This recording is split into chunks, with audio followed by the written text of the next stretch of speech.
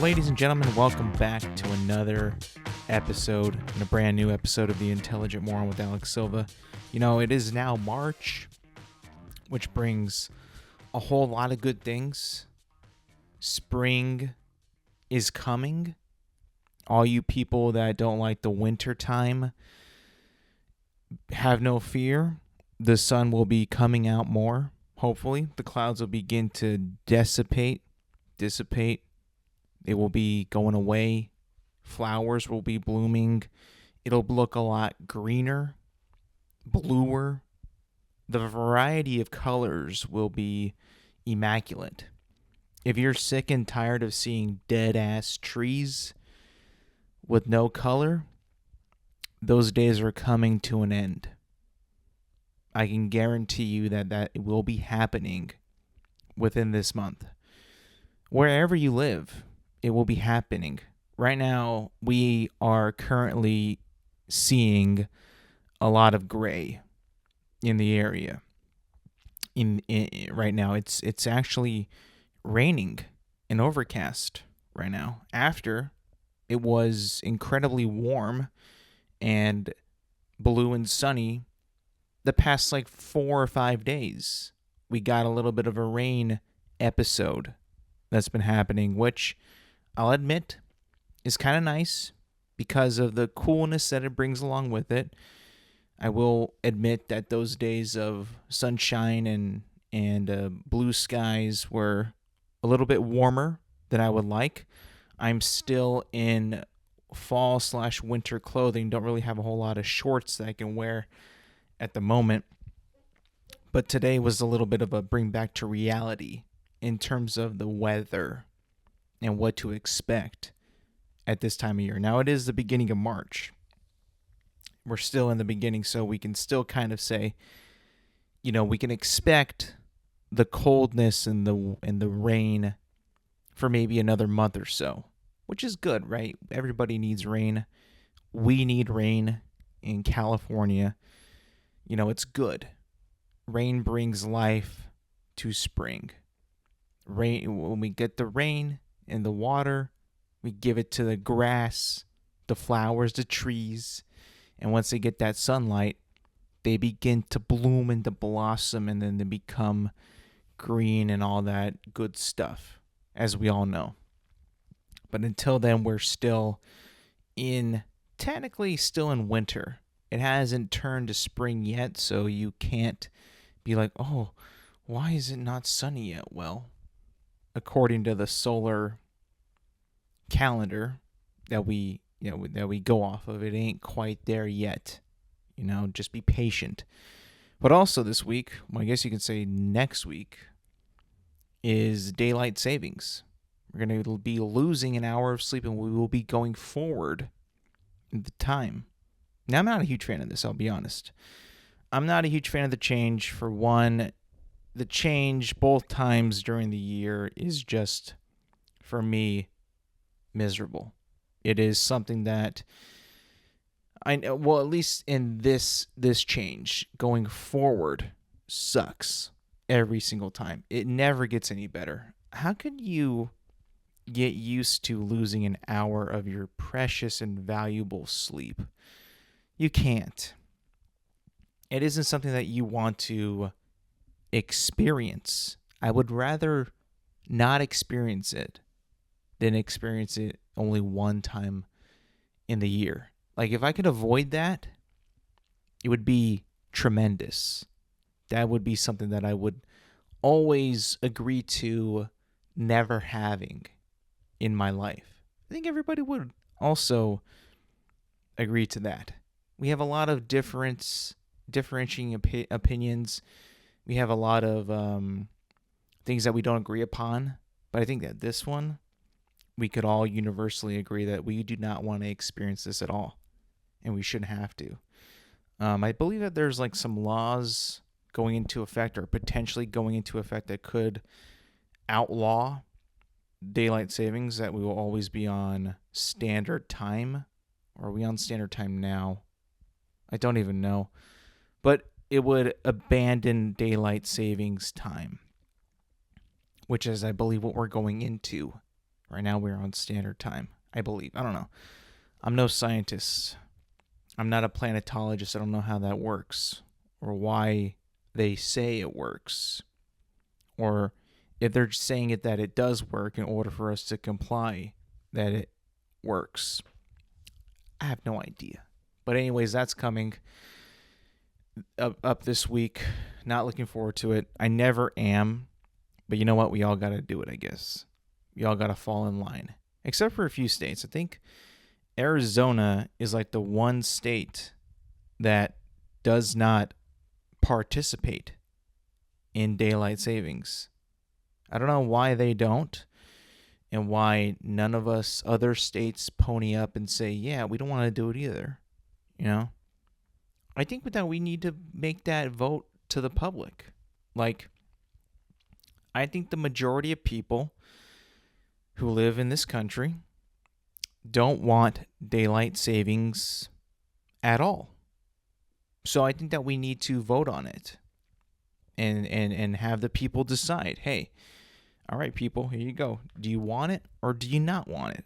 I think that a lot of people will vote no on it, that we don't want a time change.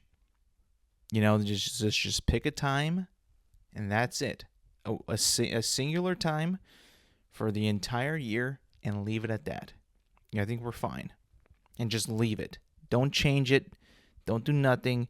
Yeah, we'll kind of be like, hey, shouldn't we be expecting a time change anytime soon? And they're like, your friend would be like, no, man, we vetoed that. That has been abolished. You don't gotta worry about that. And you'd be like, oh, heck yeah.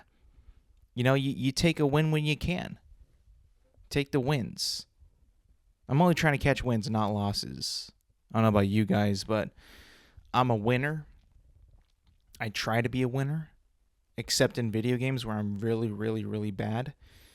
But day to day, I try to accomplish at least a few things here and there to claim myself a winner, because I don't like losing. I don't know if you know this about me, but I don't like losing. I don't think a lot of people like losing in general. You shouldn't like losing. No one should like it. It doesn't give you a good feeling. It makes you feel defeated. Do you want to go about your day and your life? Okay, maybe not your life, but your day feeling defeated? That's not a good feeling. I don't think anybody wants to feel that at all. I think people just want to feel good all the time, which is what you should want to. You should want to feel good. You should want to feel like a winner, like you did something triumphant, that you won at something, that you accomplished something. Everybody should want to feel that way, at least in my opinion. And in my heart, I believe a lot of us do strive to feel like they are a winner and win at things. Succeed is like our lifeline. Succeeding at things, at anything really, whatever you like, even if something that you don't really like. Maybe you don't like your current situation at your career or your employment, but if you can make it better by succeeding at that, even though you don't like it, you will still feel the accomplishment and you will get a good feeling from that. Hey, make a bad situation good, right? That's I believe a key way to look at your life. If you're in a bad or not so great or could be in a better situation, find a way to make it good. As good as you can while you're in that situation. Just find a way. That's what we are best at, I think, is, as human beings collectively, is solving problems. We can't get solutions if we don't have problems. And I'm not the type of person that is going to run away from a problem. I'm not going to be like, I got a problem in front of me, I'm just going to quit. No, I'm not that type of person. I'm the type of person to charge at my problems and to be a man and figure it out. I'm not going to be like, oh, I got a problem. Oh, shucks. I guess I'll try it tomorrow. No, I'm not that type of person, man. I'm just not. The other day, I decided, because I've been losing weight still and getting fit. And I notice, like, once you lose the fat off your body and you're pretty much like more muscle, in certain areas, you got to work out the muscle to get a little bit of mass back, because all the fat is gone, essentially, or a lot of it is gone. And particularly on my body, my legs have become, I guess you could say chicken legs. And oh boy, like I noticed it a couple days ago. I walked past a mirror and I was like, dude, holy, I got to get some meat on these boys right here. I got to make them some like I need to make them like, at least something. Give me something. So I started doing squats. I added that to my workout, and I did them a couple days ago. And man, let me tell you this, I haven't done squats in a long time, and my legs are so sore right now. Getting up from sitting down, walking, crouching, taking big strides is kind of painful. Not in a bad way, in a good way. Like you're exercising that muscle. I'm sore. So it's like a good pain, right? But it's like, whoa, I haven't felt this kind of, pain in a long time. And let me tell you this, it's being sore from working out is always a good thing. It's a good type of pain because you know that you put in effort and work and building upon that muscle, the muscle group. And it's almost like you want to continue it. Like I know I probably should be. I didn't do any yesterday, but because I believe in the beauty and the power of resting as well. But I think I'm gonna hit some more today. To be honest, because as much as I enjoy exercising and improving on my health, I do realize that sometimes I can kind of take it a little bit over the top in a sense where I think I do too much. I think because I have lost so much fat, and a way to build the muscle will be to kind of ease back on the cardio that I do throughout the week, because I do a lot of cardio. I do a ton of it. But I think, because I'm doing so much, I'm not really retaining the muscle that I also am working to achieve. So I think what I got to do is start to cut back a little bit on the cardio and focus a little bit more on the muscle development, working out, the working out aspect, like weightlifting. Because, if I just keep doing as much cardio as I normally did to lose all this weight, I ain't going to gain any muscle. It's just going to evaporate. It's just going to not be there. And, I asked people about it. I asked a lot of people who work out, and I've seen videos of, people online and what they do. And, like, they barely do any cardio. They just do, like, weightlifting and eat nothing but, like, meat, and that's it. And then they're just strong. They have, like, no body fat or nothing. And that's because, one, I am a person that enjoys and believes that everybody should be eating carbohydrates. But there's a lot of people out there that don't eat them at all. They just eat meat. And I've tried to do that, like, for a day, and Jesus, it's hard. But it feels like you're not supposed to do that, if that makes sense. Like, you're designed to eat meat, vegetables, fruits, and carbohydrates as part of a balanced diet. And I do believe that a balanced diet is, like, key to being healthy, right? But I guess if you're going for, like, a super jacked, appeal to look super strong, I guess you would probably have to, like, not do so much cardio as I do, and 2, only eat meat, and 3, not a single carb, because a carb will just like give you so much fat, I guess. I mean, that's what these people online are saying. But I also think that, to each his own, right? Whatever works for you is going to be your bread and butter. Is going to be your key to success. Knowing how your body operates compared to somebody else's is going to be like the key to how you succeed in your weight loss, in your body improvement. That's just what I think. Also March brings upon this year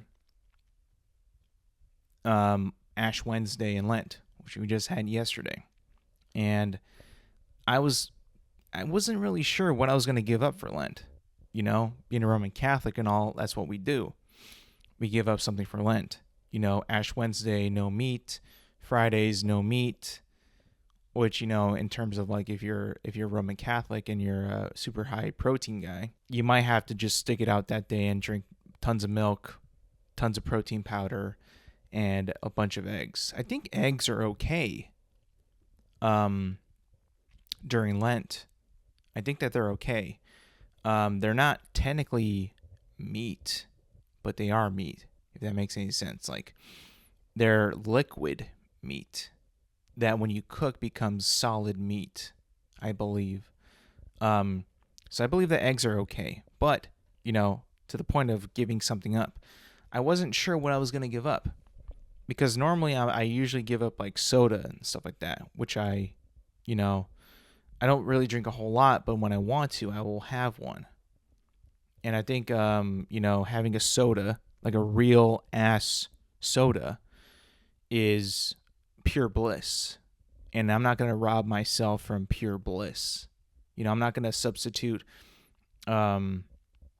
pure bliss for like half-ass healthy bliss.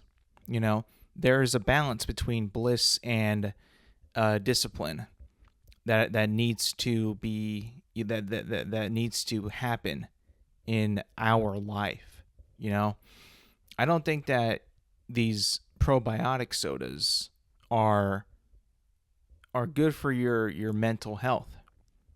I'll be honest. I think that they're just a way for these companies to make money, and two, to try to force upon you a lifestyle of staying fat and like maintaining a very, how do you say, like a stable position in your life.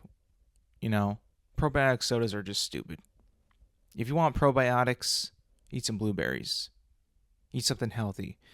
If you want to, if you love soda so much that you need a replacement, well, maybe you should think about maybe just not drinking so much soda and changing your lifestyle. Maybe you should just eat some probiotic food and then once in a while have a soda. Focus on your health. Like a probiotic soda to me is like a Band-Aid on a problem that you have. It's like to, kind of wane you off of it. But what you got to do, but what if the Band-Aid falls off? You got to find the root cause of the problem, eat better, work out, and then you won't want to drink as much soda as you did. You'll naturally cut back. Like a soda every once in a while is fine. There's nothing wrong with that. I mean, I can go on and on about this whole probiotic soda crap that they're trying to push and make money. I understand, but I decided to give up candy instead of soda, which I normally do give up. But candy, for one, and I talked about this before, it's like my kryptonite. Like if I see a bag of candy, it's freaking over. And Easter's coming around. My family has had some candy laying around on like the counter, stuff like that. And I'm just like, oh man, I can down that entire bag right now. I know I shouldn't, but I've gotten pretty close to that. Just the day before, I was just snacking on these Reese's peanut butter eggs. I'm like, holy shit, I've had like 20. And you know what? As I was thinking the night before Ash Wednesday, like, there it is, man. There it is, candy gone. Not a single ounce of candy is going to be consumed by me these 40 days and 40 nights. I'm going to pull a full-on JC. I'm going to channel my inner Jesus Christ and not succumb to sin for 40 days and 40 nights. I've given up candy, and I will not partake in any candy consumption for 40 days and 40 nights, just like my boy JC, Jesus Christ. It will be done and will succeed, just like Jesus Christ. You know, that now that I look about it, I'm looking ahead, and I'm like, hey, you know what? Easter is a beautiful, beautiful holiday, right? What better than celebrating Easter for me than being able to consume candy, not so much, in celebration of one accomplishment of my Lent fast, and also, celebrating it with a candy. For one, Lent. Two, what is it? Doing what Jesus Christ did, in a way. Not exactly what he did, but in a way, do what he did. It would be phenomenal. It would be, and rewarding myself with a nice piece of sweet candy. Can't think of nothing better. I'll be honest. So March is going to be very, very eventful in terms of that. One being adjusting to the weather, adjusting my fitness routine, a little bit more weightlifting. I've also been doing more push-ups, sit-ups, planks, muscle workouts. I've been benching more. I've been curling more. I've been working on my arms. There's a lot of different exercises that you can do to hit different points in your body that just don't really get any love in certain areas in what we do in our day at all. They're just there. Seeing a bunch of these, because I've been looking up like workout routines, like just in your stomach alone, there are so many different muscle groups in your stomach, in your abdomen, that there are so many different workout routines and exercises that you can do to hit every single muscle group. Some are not too hard. Some are really difficult. Like, it's just like, dude, holy shit. Like, this one, like, I think it's like a sideways plank. It's one of the hardest fucking things I've ever done. It's so hard. And it's awkward. It's an awkward position. Like, your feet don't want to be like that at all. And I am also doing crunches. And crunches are kind of hard, And I was, like, remembering when I was a kid, when I was very young, in these physical fitness tests, right? They would have us do sit-ups. And then they went to crunches. And I tried doing a sit-up by myself. It was almost impossible. Like, it was, for one, like, painful on my tailbone in that region of my body, because I'm not like on a pillow.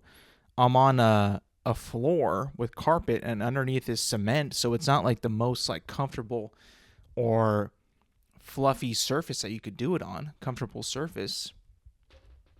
And I tried to do a sit-up like we used to when we were kids.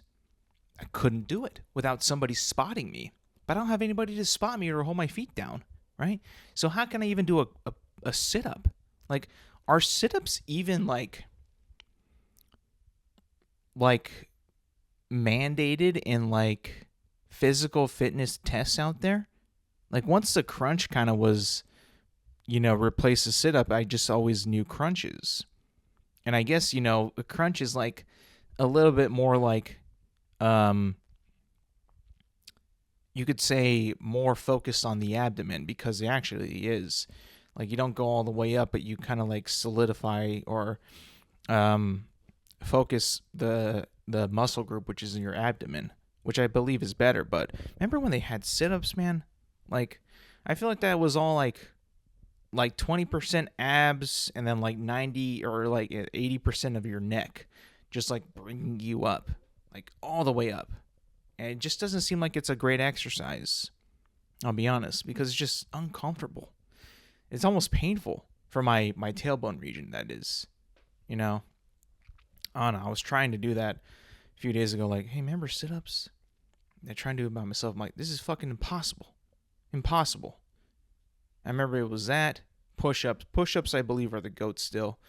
Um, they're good for your chest, your arms, shoulders, and even your abs. Like doing push-ups after you haven't done them for a while, you'll feel like a tension in your abdomen. Like, oh shoot, I haven't worked out this part of my body forever. But they're actually the goat. Like they actually are like one of the goat exercises that you can do, in my opinion. You know, if you don't want to do planks, you can do like a ton of push-ups, and it's like almost like a double whammy of exercising, and you'll be able to sculpt your body more better, I think, when you do push-ups than just like crunches or just planks. You know, at least in my experience.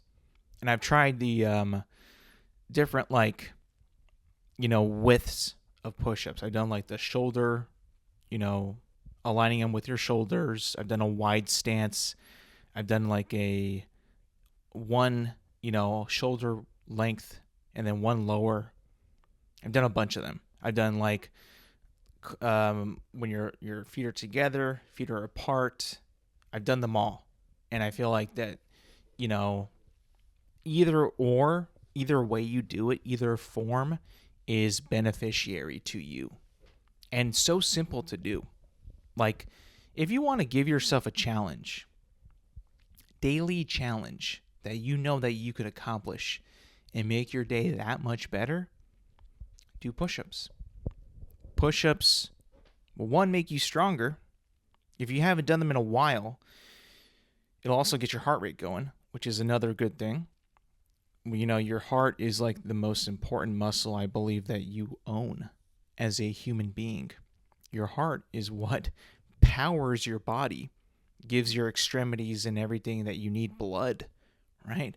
So if you got a strong heart and a good working heart, you're going to have a good body, good physique. So that's a good thing. That's what I think a lot of these people who like to just forget about cardio are missing that.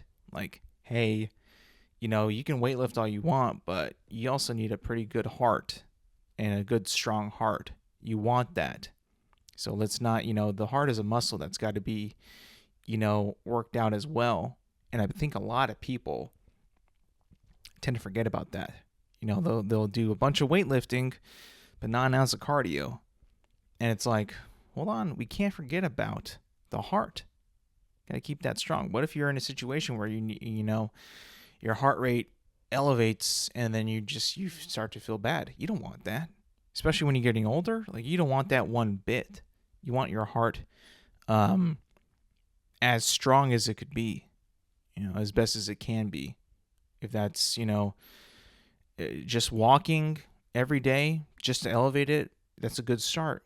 Then you can implement running, maybe more intense walking to really get it going. You can do that too. It's all a part of, one, leading a better lifestyle, accomplishing something that you probably didn't think that you would do. Surprise yourself. March is a beautiful month, like we've been discussing. We expect to see more sunlight. It's like the beginning of like the warmer temperatures are beginning. They begin in March, right?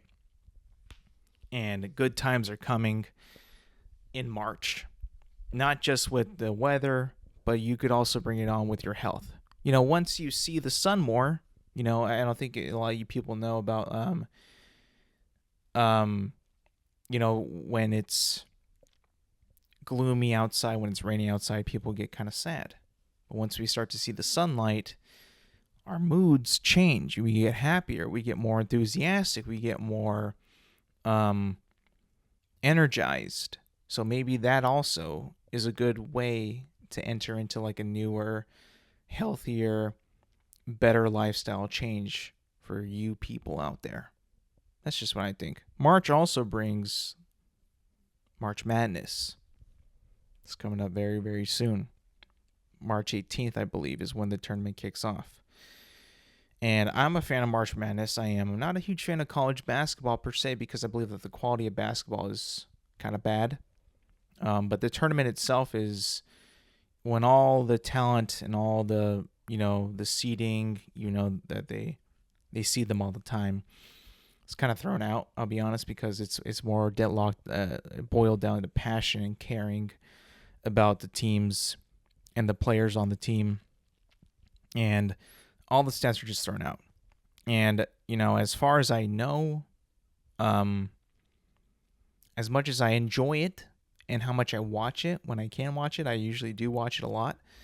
I will not be partaking in any betting of March Madness, because that to me is one of the most unpredictable sporting events of all time, which is why it's called March Madness, which I don't think that you could use any logic to place a bet.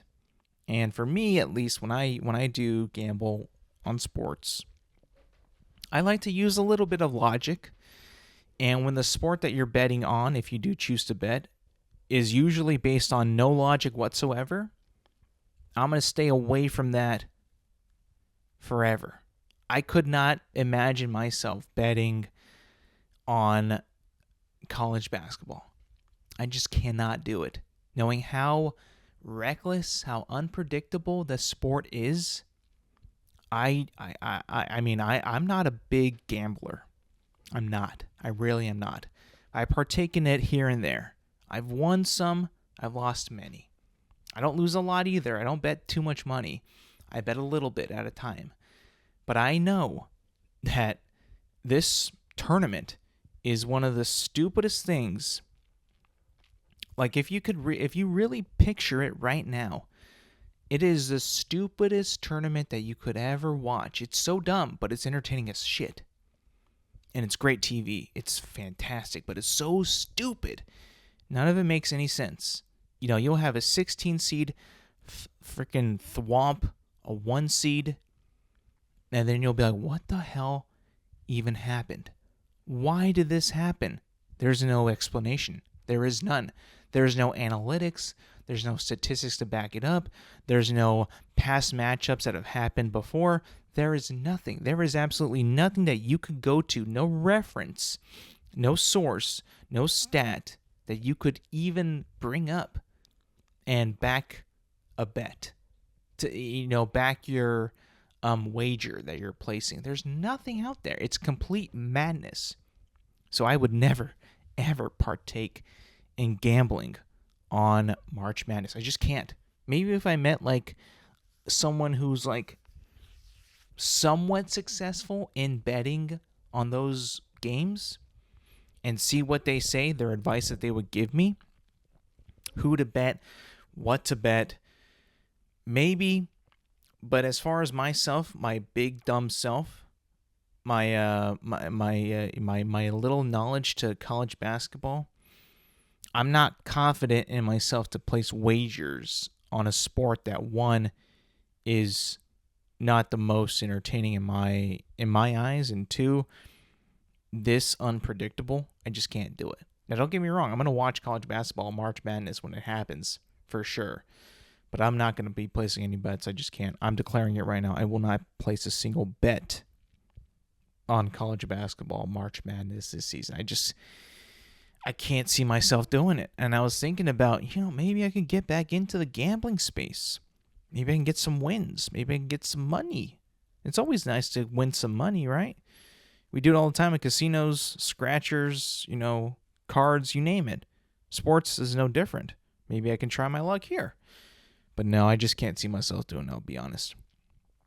it doesn't seem like the right decision. It seems like I'll be just losing money, like just giving it away, which I think a lot of people do anyway when it comes to gambling on any sport, but in this one in particular, I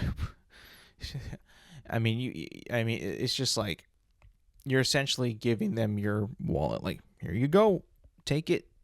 Here you go.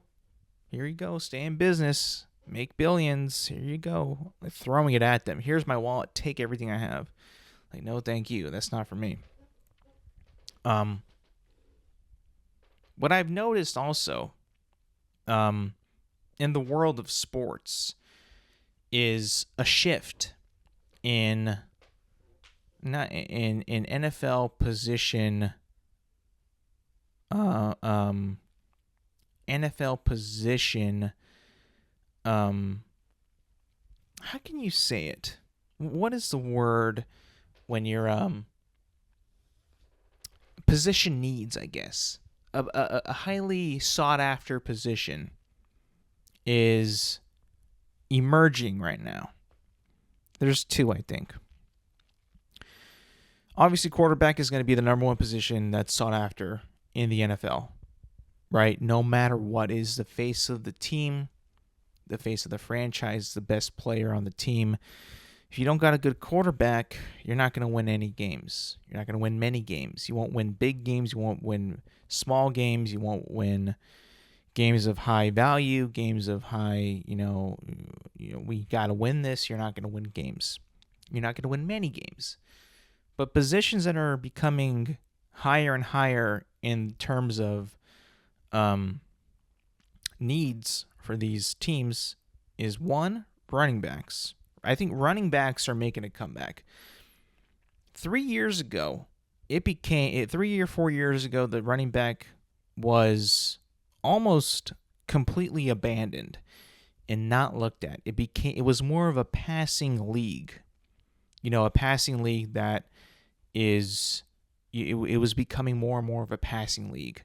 The running back was almost becoming a little bit obsolete, almost extinct, which, as a fantasy football player was, you kind of saw the shift.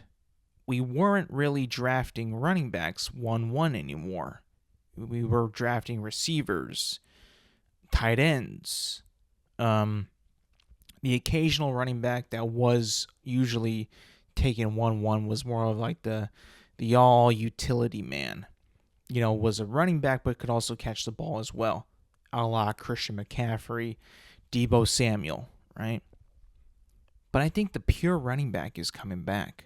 And that has to do with the success of, I hate to admit it, but the Philadelphia Eagles with Saquon Barkley.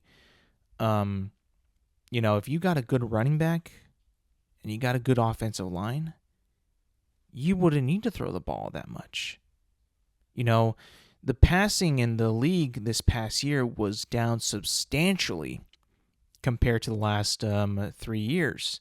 Down. Yards that quarterbacks were accumulating over the games and weeks and seasons overall was just down.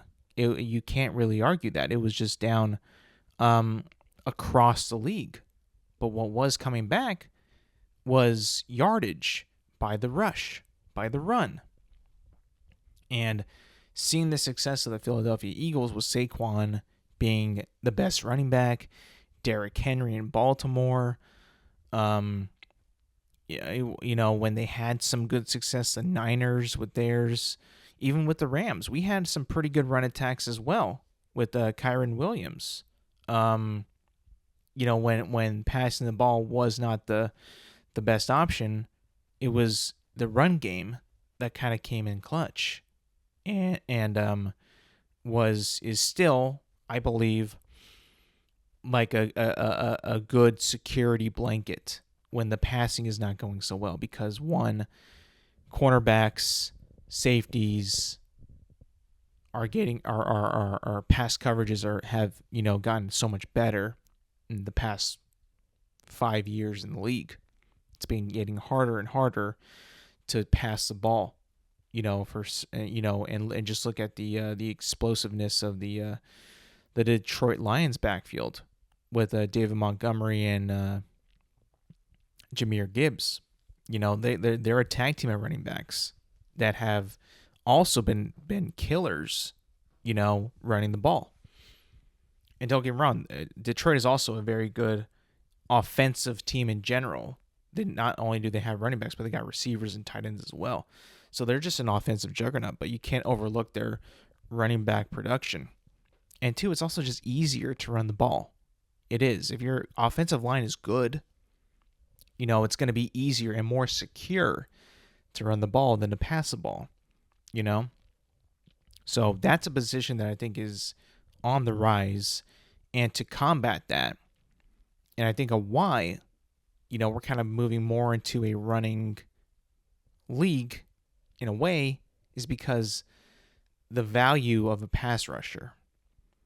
The pass rushers are right now a sought after position in the NFL on the defensive side, which has also contributed to, I believe, the lack of passing yards this past season, and will be effective moving on in the league in the future. The pass rusher is becoming a premier position in the NFL. And just looking at like this year's big time pass rushers that are yet to be paid the big contracts, the guys that are worth that money, we just had a couple days ago or yesterday, Max Crosby get a 3-year extension from the Raiders. Like $100 million, right? What was it? $106 million for 3 years, $91.5 million guaranteed. It made him the highest non-quarterback in NFL history. Highest paid non-quarterback in NFL history. So, I mean, just like crazy money for a pass rusher. And then we got other people that are on the that also are due for new deals as well. Right? We got Trey Hendrickson, Myles Garrett, TJ Watt, Micah Parsons, Aiden Hutchinson, all being reported by Adam Schefter, all pass rushers that have made effects on the field.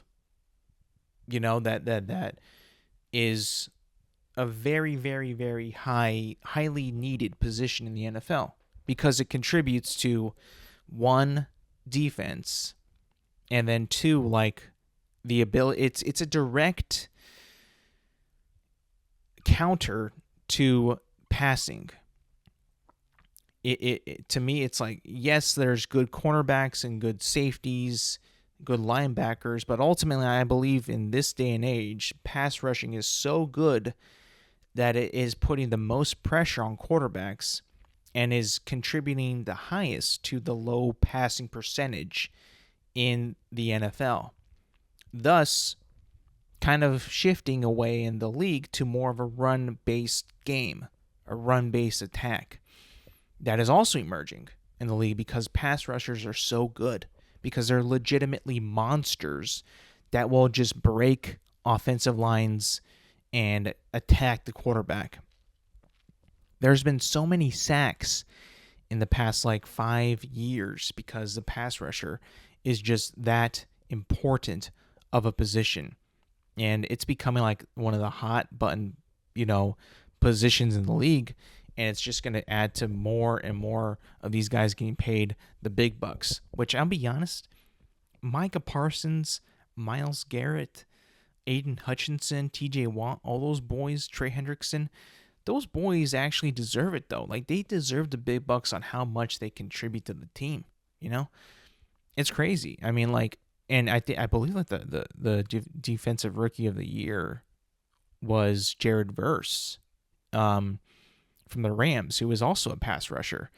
And we are seeing a change, a shift in the NFL that is on both sides, from defense directly affecting the offensive production, which is you know, being seen throughout this entire season.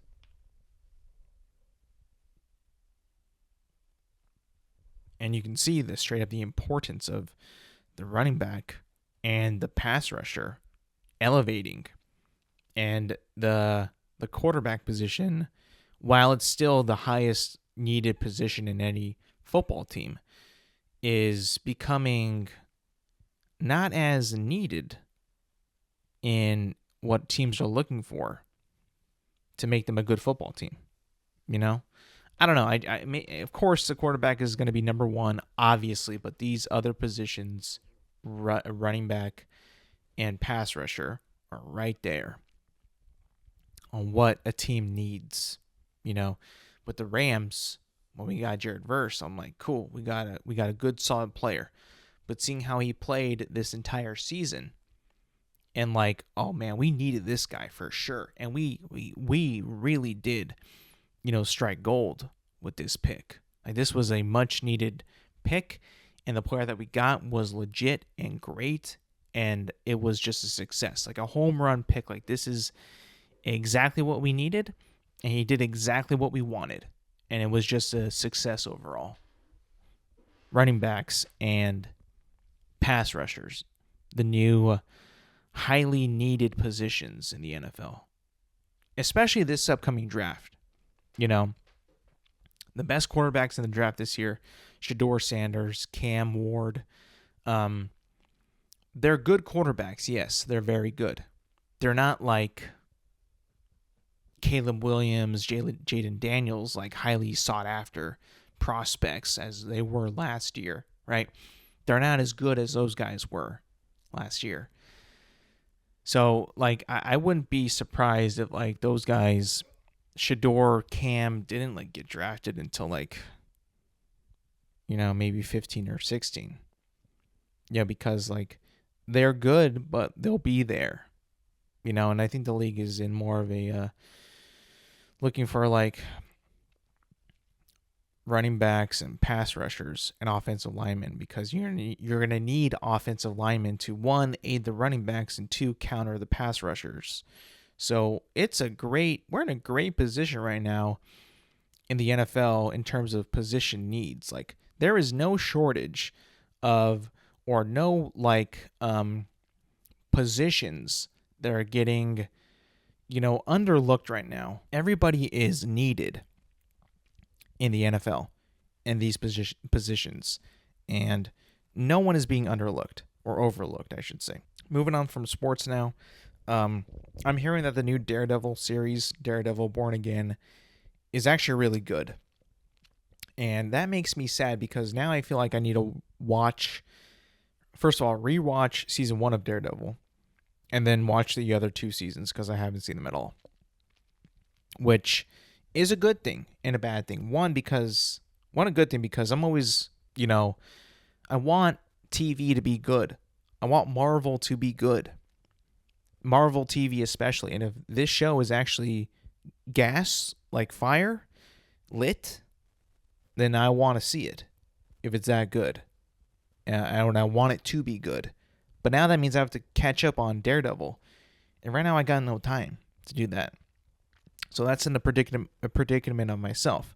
But hearing that this show is actually pretty good is exciting. Like, this show should be good. You would expect it to be good. The character is good. The previous seasons I've heard were good. The first season alone is fantastic. So that's good news. It's just bad for me because I have no fucking time. But I'm going to have to actually find some time because, that's a really tight character. That's a cool character that I really liked in that first season.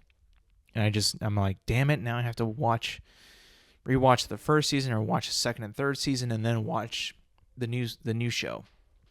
It's like, shit. I mean, it's a problem that I enjoy having, to find time to watch that, because I've heard it's pretty good. Like, shit, now I gotta watch it. Also, I decided to watch Fantastic Four again, the one with Chris Evans as Human Torch, Michael Chiklis as The Thing, and Jessica Alba, great casting, as Invisible Girl. And I don't even know who the fuck Mr. Fantastic is, but he's in it as well. That movie is actually sad as fuck. Sad as fuck. Not because the main plot is sad, right? But fucking Michael Chiklis's The Thing is the saddest fucking thing in the movie. I mean, he becomes the Thing, right? The rock guy. And his life is fucking ruined. I mean, everybody else's powers is cool, Mr. Fantastic is fucking stupid, but Invisible Girls is cool. Human Torches is cool. The Thing's powers suck. He's a fucking rock guy. He can't pick up anything. He can't pick up a fork. He tried to eat fruit, and he ate the fork. I mean, he has no control of his strength. He hates his life. Motherfucker loses his fiancée because he becomes the Thing. It's the saddest fucking thing I've ever seen in my life in Marvel. And the thing is, it didn't even have to be that sad, but it was so sad. I'm like, he's like on a bridge. There's a dude about to commit not alive. And then he's like, hey, pal, you think you got it bad? Look at me. And it's just like, holy shit. This is a sad fucking movie. Like, and it didn't even need to be that sad. This is a kid's movie, a PG-13 superhero movie that is actually sad. And it's not outright sad in the movie, right? When his wife leaves him because he becomes the Thing, when she puts their engagement ring on the asphalt of the bridge, that is sad. When she sees him as the Thing at night and she freaks out, that is sad. When the motherfucker can't pick up the ring, when he bites he can't pick up a cup, that shit is sad. But it doesn't make the movie doesn't make it out to be sad. Or at least that's sad. But it is sad. In my adult brain, when I'm watching that shit and I'm seeing the Thing struggle with all that, I almost shed a tear. I was like, holy shit, this fucking thing is a sad ass movie. You thought The Notebook was sad? Fuck that. No. This whole Thing plot in Fantastic Four is the saddest fucking shit you will see. I guarantee you. Man loses his fucking life. Loses everything. And he's still alive. But he's a rock. Jesus H. Christ, man. I mean, like, it was late at night. I'm like, you know what? The Fantastic Four's coming out. How was that first movie? How does that hold up? I watched it. And I'm like, fuck. The action is all right. There's not that much action, I'll be honest. There isn't that much at all. The subplot between Victor Von Doom and Reed Richards, rivals, is okay. Johnny Storm is just kind of there to be the cool guy, which he's got some cool scenes where he does cool stuff with some cool music, gets a hot girl to, kiss him and shit, and get in a hot tub with him, which is pretty cool. Invisible Girl is just invisible, just to get by crowds of people, to run away from crowds of people. Like, how can we have her use her powers? In a way, she just runs away from crowds, gets through crowds while she's invisible. That's really all she does. She uses a force field at the end to save the day, but besides that, I mean, she should just be force field girl. Like, what's the point of her being invisible? She just sneak by. Yeah, that's cool. But like in this movie, there really is no point of her being invisible that much. I'll be honest. Every time she's invisible, she gets fucking shot at. Or Victor still shoots her with her fucking thing, even when she's invisible. So it's like, maybe just be force field girl. I don't know. Mr. Fantastic has never been a cool character, in my opinion. He just stretches. Whatever.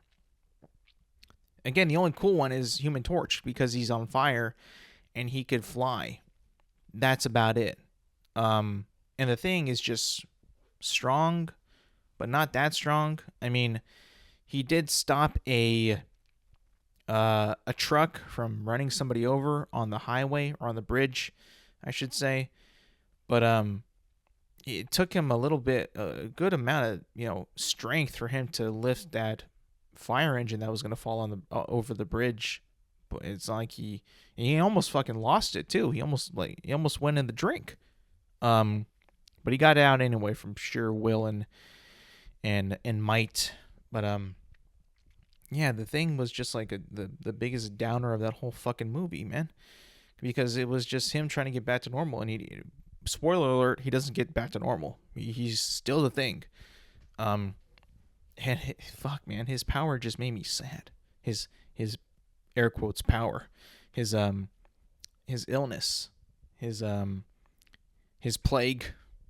It's not even a power at this point. It's just a curse upon that boy. He's just a rock, and everybody else can turn off their power, turn it back on, but not this fucker, not him. No, he was dealt a bad hand.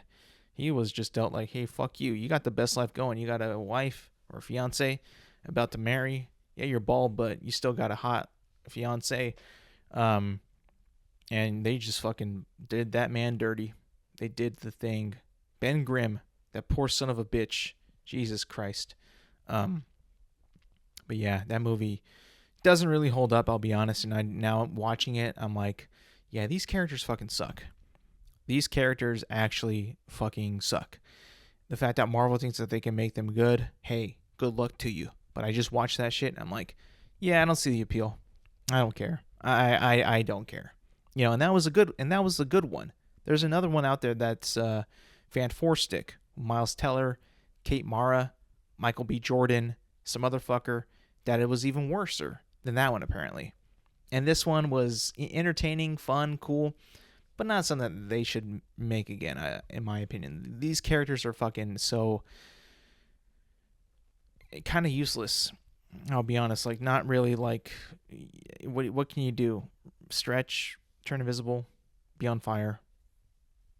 A weaker Hulk, like okay, what are we doing? Anyways, not looking forward to, this movie reassures me like, yeah, Fantastic Four is trash. Last thing before I get out of here, I'll talk a little bit about the Oscars that occurred over the weekend. See the winners, the losers, mainly the winners. Let's see what we got here. Best actor, leading actor, winner, Adrian Brody, Brutalist. In my opinion, he should have won Best Actor for King Kong. Back then, he was really good. I'm like, yeah, this guy's probably gonna win an Oscar in the future, and he did. He's won 2, one for both very sad movies, which I'm like, fuck, man, I get it. You're just a sad guy. You like playing the sad guy in the sad movie. Cool, whatever. I ain't gonna watch that shit. King Kong, you were brilliant. You didn't win. Should have. Supporting actor, winner, Kieran Culkin, the Culkin brother in a movie called The Real Pain. That also sounds like a sad movie. I don't know. I haven't seen it, but it sounds sad.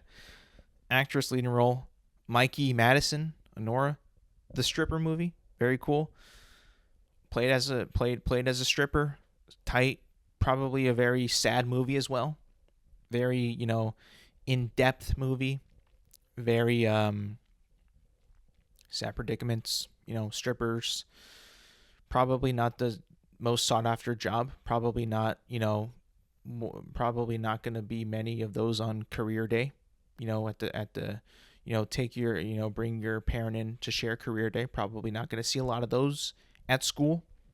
But hey, won an Oscar. Very cool. Actress in supporting role, Zoe Saldana, Emilia Perez. Never saw the movie. Heard she was pretty good, so pretty cool. Animated feature film, Flow was the winner. Never heard of that fucking movie at all.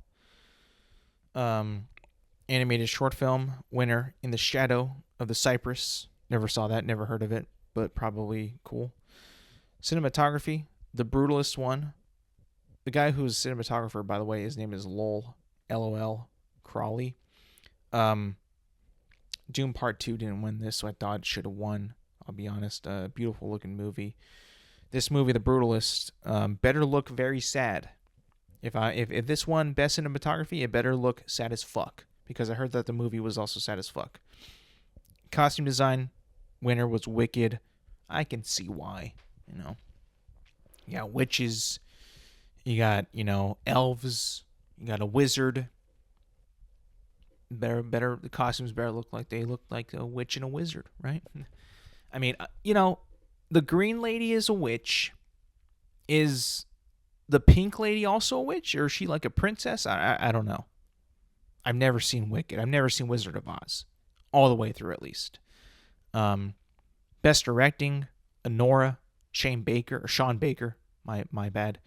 Again, I can't really support that winner. I can't really congratulate them because Denis Villeneuve was not nominated for Dune Part 2, which to me is a slap in the face. The other nominees for that one were Brady Corbett, The Brutalist, James Mangold, A Complete Unknown, Jacques Audiard for Emilia Perez, and Coralie Farget for The Substance. Yeah. None of those are better than Dune, let's be honest. Documentary feature film winner, No Other Hand. Never saw it. Again, why are we not getting any documentaries nominated for like Bigfoot or UFOs? The fuck is this crap? Documentary short film winner, The Only Girl in the Orchestra. Sounds cool. Film editing winner, Honora. Cool. International feature film winner, Brazil.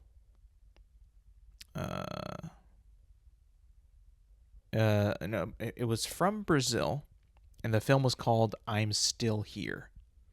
Tight. Makeup and hairstyling winner, The Substance. That won? What the fuck? How'd that win? Okay. Little bit of a rant here. While I was watching the Oscars, they show snippets of the movie of what it is about, not giving it all away.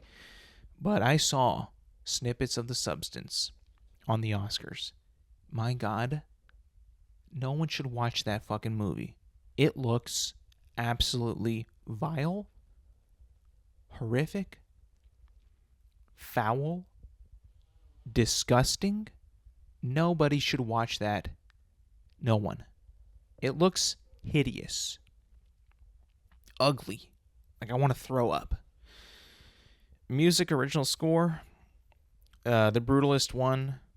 Composer Daniel Blumberg. I saw this fucking guy on the Oscars. He looks scary as hell. Like he looked like he barely came out of his room. Like he was like conjuring up a sad fucking song, mopey and depressing and shit. And he came out and accepted the award and gave like the most like the most like disturbing speech. Not speech, but this like his appearance was disturbing. Like he needed to smile more. But then again, if you're composing music for a sad ass movie like The Brutalist, you're gonna be sad as fuck. So I don't know. I guess the sad music was sad, so sad that everyone was like, yeah, we'll give it to that one because it made me cry. Music original score, El Mal from Emilia Perez won. Best picture was Honora. I don't know if that was deservable. My brother saw Honora. My brother saw Dune Part 2. He also said that Dune Part 2 was better. I don't know what the Academy saw, but I guess they are the overlords of movie taste. So I guess, whatever they say goes. Production design, Wicked won that one. Okay, I mean, it looked very colorful. Like, what is the world that they go to in Wizard of Oz? Is it called Oz? the Wizard of Oz is out to the land. She called it something else, I think. In the trailer that I saw, Dorothy, Neverland or Wonderland or something like that. I don't know. I guess that looked pretty cool. So that one. Live action short film, I'm Not a Robot, was the winner for that. Never saw it, never heard of it. Best sound, Doom Part 2, thank God. I mean, if that didn't win that, I mean, I would have been like, are you kidding? How did any other of these movies beat that? Best visual effects, Doom Part 2 won that one. At least there is a God, you know. Best writing adapted screenplay, Conclave won that. That's the Priest movie. Best writing original screenplay, Anora won that one as well. Damn, this dude did everything. Sean Baker. He did the writing. He did. I think I saw he did. Where was it? Was he cinematographer as well? Let me see. Where is he at? Sean Baker. Where'd you go? I saw you. No, he edited the film, so he was the editor, the writer, the director, and his movie. Like, okay, you know, maybe Sean Baker made a banger. Maybe I gotta check it out then. Maybe I gotta check it out. And that's all the major winners I just went through for the Oscars. Looks like that one movie, Emilia Perez, which got a lot of flack for being one, what I've heard, a shitty movie, and having like tied with like the most nominations of all time. You know, right now it's got a 5.4 score on IMDb. And let me see. Won 2 Oscars, but was nominated for like fucking 13, I think. Won 2 of them. So I guess, you know, from what I've been told, from what I've heard by people who've seen it, it's a terrible movie. So I guess, you know, at the end of the day, justice prevailed. So, you know, that's a good thing. That's going to be it for me today, people. Thank you for listening. Thank you for watching. Remember, you can find this podcast on Apple Podcasts, Spotify, and YouTube at Intelligent Moron with Alex Silva. New episodes drop every Thursday morning. Make sure to like, subscribe, rate, review, and do all that good stuff. And yes, thank you for listening. Thank you for watching. And I will see you guys next week.